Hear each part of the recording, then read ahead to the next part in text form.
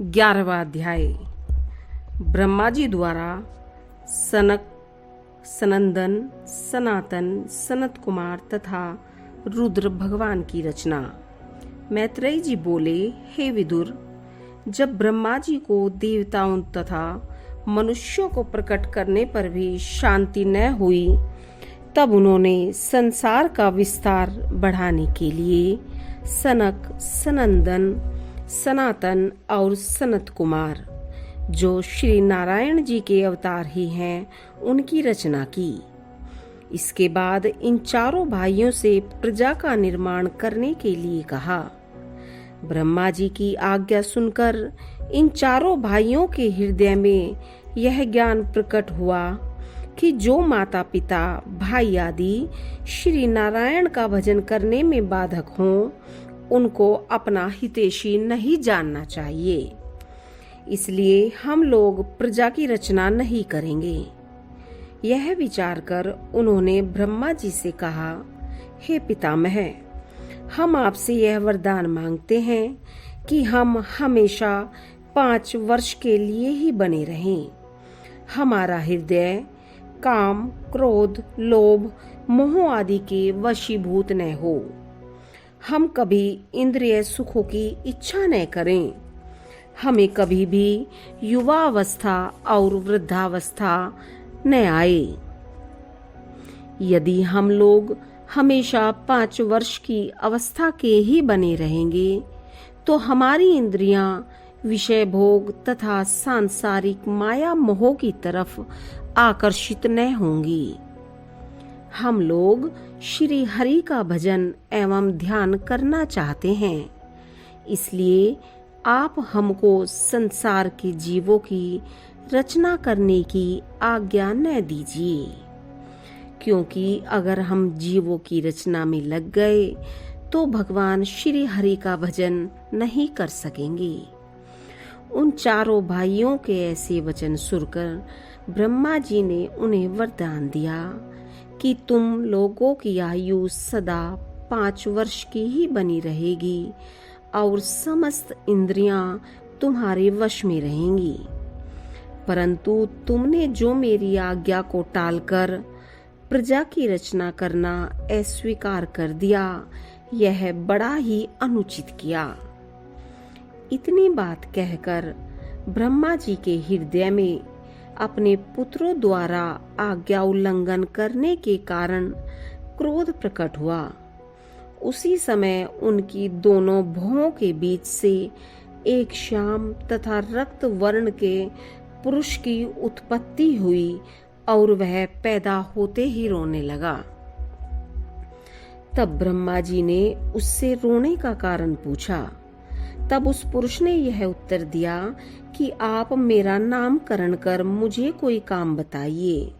यह सुनकर ब्रह्मा जी प्रसन्न होकर बोले, तूने पैदा होते ही रुदन किया है, इसलिए तेरा नाम रुद्र होगा। तू प्राणियों की रचना कर और समस्त देवताओं में उत्तम बनकर संसार में निवास कर। सांसारिक प्राणी तुझको शिव, शंकर, महादेव इत्यादि बहुत से नामों से पुकारेंगे। ब्रह्मा जी का यह आदेश सुनकर रुद्र ने काम, क्रोध, लोभ तथा अहंकार से भरकर राक्षस, भूत, प्रेत, पिशाच आदि की रचना की। परंतु उस सृष्टि रचना को देखकर भी ब्रह्मा जी को संतोष नहीं हुआ। तब वे बोले, हे रुद्र, तेरी रचना क्रोध से हुई है, इसलिए जब तक मेरे हृदय में सतोगुण का निवास न होगा, तब तक तेरे द्वारा प्रकट किए हुए सभी प्राणी अधर्मी ही रहेंगे। इसलिए तू पहले जाकर तपस्या कर। उस तपस्या के कारण जब तेरा तमोगुण स्वभाव नष्ट हो जाएगा और उसे सतोगुण की प्राप्ति हो जाएगी, तब तुम उस सतोगुण द्वारा प्रजा की रचना करना। तपस्या करने से तुझे भगवान नारायण के दर्शन भी हो जाएंगे। ब्रह्मा जी के यह वचन सुनकर रुद्र ने सृष्टि रचना को बंद कर दिया और तपस्या के लिए गए। 12वां अध्याय। ब्रह्मा जी द्वारा नारद, वशिष्ठ, अंगिरा आदि ऋषियों और राजा स्वयंभू, मनु तथा शतरूपा की रचना का वृतांत। मैत्रेय ऋषि बोले, हे विदुर, तत्पश्चात ब्रह्मा जी ने नारद, वशिष्ठ, अंगिरा आदि ऋषियों को प्रकट किया। इसके बाद उन्होंने अपनी वाणी द्वारा सरस्वती नामक परम सुंदरी वस्त्राभूषणों से अलंकृत कन्या को पैदा किया। उस सुंदर कन्या को देखते ही ब्रह्मा जी श्री नारायण जी की माया से उस पर मोहित हो गए और उसके साथ भोग करने की अभिलाषा करने लगे। उस समय नारद, अंगिरा इत्यादि ऋषियों ने ब्रह्मा जी को अधर्म करने पर उद्यत देखकर कहा, हे पितामह, आप समस्त सृष्टि के गुरु हैं। यदि आप ही ऐसा कार्य करेंगे तो अन्य संसारी प्राणी भी यह सुनकर आपका ही अनुसरण करने लगेंगे। अतः आपको अपनी कन्या के साथ भोग करने की इच्छा त्याग देनी चाहिए। इस तरह अपने पुत्रों द्वारा समझाने पर ब्रह्मा जी को ज्ञान प्रकट हुआ। तब उन्होंने लज्जित हो अपनी वह देह त्याग कर दूसरी देह धारण की।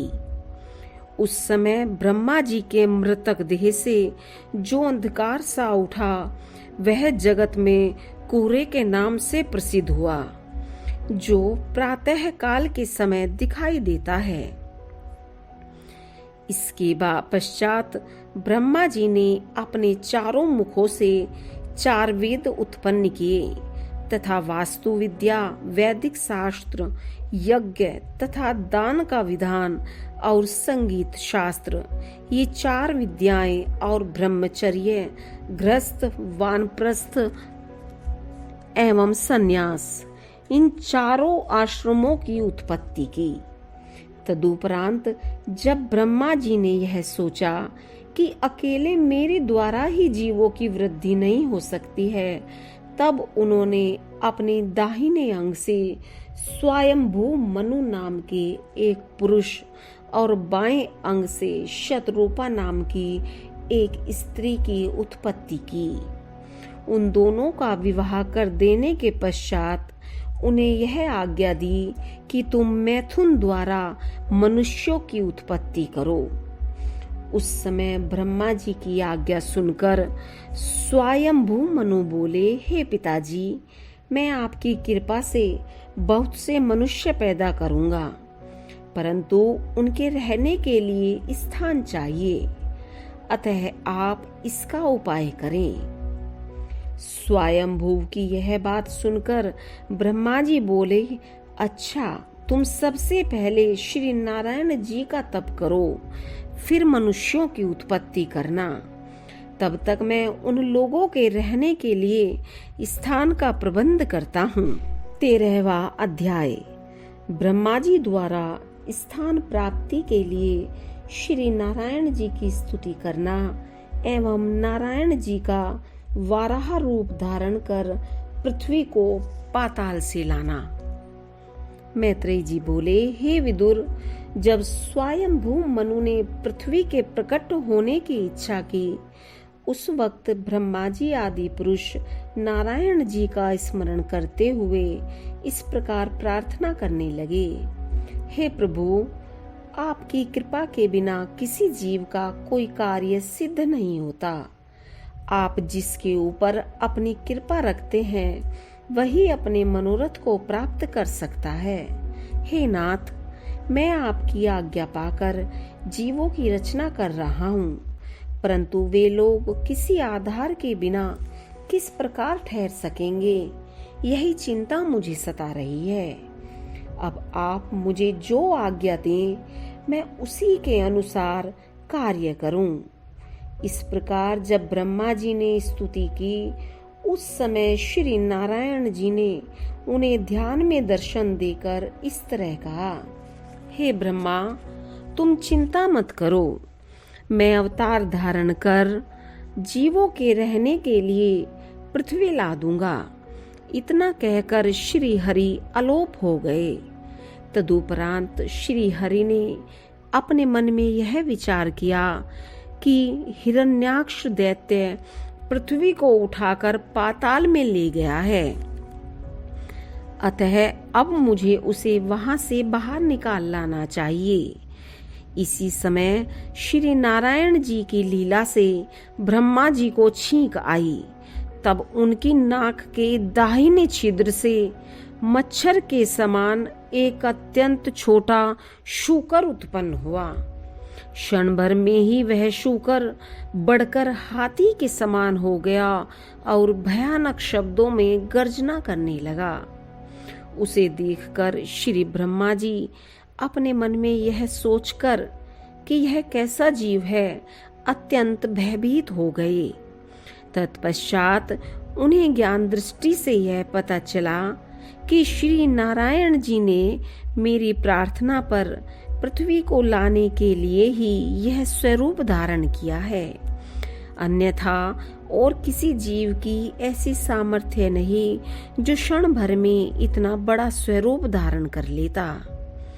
यह विचार कर ब्रह्मा जी ने उन वाराह भगवान की स्तुति करते हुए कहा, हे प्रभु, आपने वाराह स्वरूप धारण कर अपने वचन को पूरा किया है, अतः आप परम धन्य हैं। ब्रह्मा जी के मुखारविंद से यह वचन सुनते ही श्री वाराह भगवान उस फूल के ऊपर से पानी में कूद पड़े और पाताल लोक में जा पहुंचे। जब वहां हिरण्याक्ष दैत्य दिखाई नहीं दिया तो उन्होंने 52 करोड़ योजन लंबी चौड़ी पृथ्वी को, जो वहीं रखी हुई थी, अपने दांतों पर इस प्रकार उठा लिया जिस प्रकार हाथी अपने दांत पर कमल के फूल को उठा लेता है। जिस समय वे पृथ्वी को उठाकर वहां से चले गए, उसी समय मार्ग में ही हिरण्याक्ष दैत्य से उनकी भेंट हो गई, जो अत्यंत बलवान था। उससे युद्ध करने की शक्ति किसी और देवता में न थी। श्री वाराह भगवान ने उस दैत्य का वध करके पृथ्वी को जल से बाहर निकाला। तो पृथ्वी को देखकर ब्रह्मा जी अत्यंत प्रसन्न होकर वाराह भगवान की स्तुति करते हुए बोले, हे शरणागत प्रभु, जिस प्रकार आप पृथ्वी को पानी से बाहर निकाल कर लाए हैं, उसी तरह अब आप दया कर इसे पानी के ऊपर स्थित कर दीजिए। तब सब जीव इस पर आनंद से निवास करते हुए यज्ञ हवन आदि शुभ कर्म कर सकेंगे। जिस समय वाराह भगवान ने पृथ्वी को उस पानी के ऊपर रखा तो वह मिट्टी होकर गलने लगी।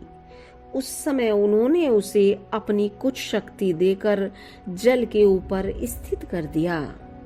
तत्पश्चात ब्रह्मा जी द्वारा पैदा वशिष्ठ, अंगिरा आदि श्री हरि का ध्यान, कीर्तन, यज्ञ हवन आदि करते हुए पृथ्वी पर रहने लगे। 14वां अध्याय।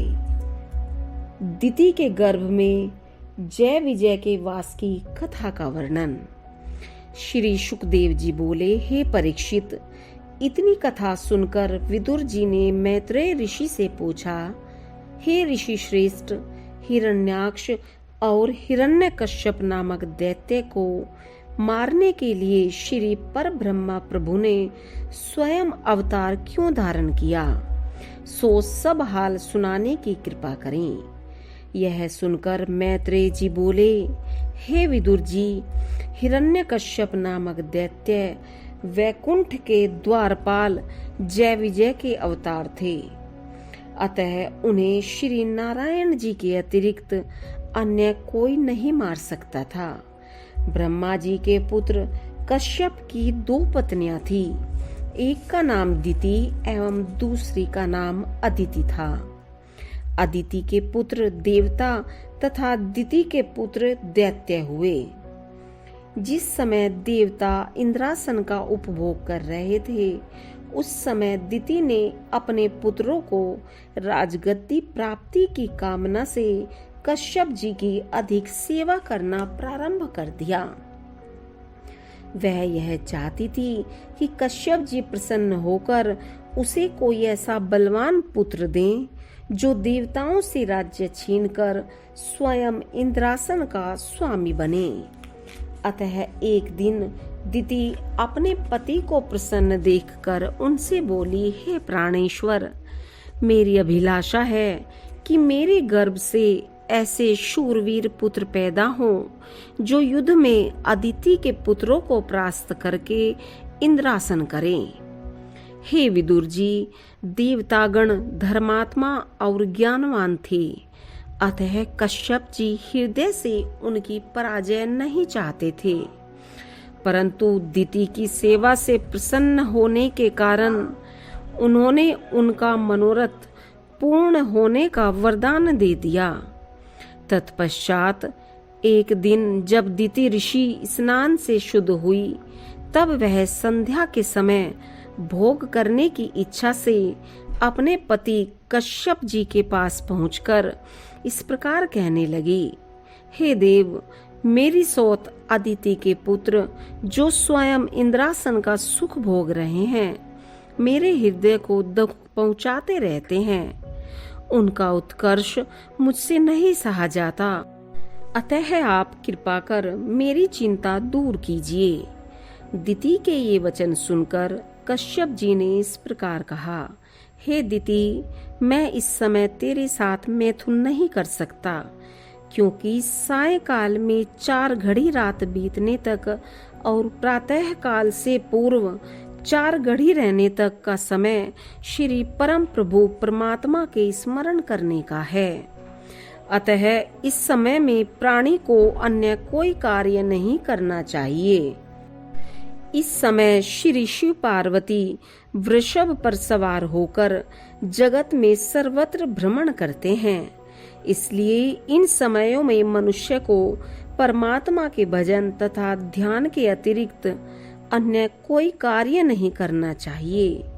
इसलिए तू 4 घड़ी तक शांति ग्रहण कर, जिससे यह श्री नारायण जी के भजन का समय व्यतीत हो जाए। इसके पश्चात मैं तेरी इच्छा पूर्ण कर दूंगा। कामदेव के मद में मदमाती दिति कश्यप जी के समझाने पर भी नहीं मानी और वह लज्जा को त्याग कश्यप जी के वस्त्र पकड़कर हठ पकड़ उठी। तब कश्यप जी ने विवश होकर उसकी इच्छा पूरी की। तदुपरांत उन्होंने दिति से कहा, हे दिति, इस समय तूने जो अधर्म किया है, इस अपराध के कारण ब्राह्मण, ऋषि मुनि एवं समस्त प्राणियों को कष्ट देने वाले 2 पुत्र तेरे गर्भ से जन्म लेंगे। उन्हें कोई भी देवता, दैत्य अथवा मनुष्य युद्ध में नहीं जीत सकेगा तथा श्री नारायण जी स्वयं अवतार धारण करके उनका संहार करेंगे। कश्यप जी के यह वचन सुनकर दिति अत्यंत उदास हो गई। तत्पश्चात हाथ जोड़कर इस प्रकार कहने लगी, हे स्वामी, मेरी इच्छा तो केवल इतनी ही थी कि मेरे पुत्र देवताओं को जीतकर इंद्रपुरी के राज्य के सुख का उपभोग करें। मैं ऐसे अधर्मी पुत्रों को लेकर क्या करूंगी। दिति के यह शब्द सुनकर तथा उसे अत्यंत उदास देखकर कश्यप जी ने कहा, हे दिति, अब कुछ नहीं हो सकता। मैंने तुमसे पहले ही मना किया था, परंतु तब तुमने मेरी बात नहीं मानी। फिर भी मैं यही वरदान देता हूँ कि तेरा एक पौत्र परम भक्त, ज्ञानी तथा तपस्वी होगा और उसके नाम का स्मरण करके संसारी जीव भव सागर से पार उतर जाएंगे।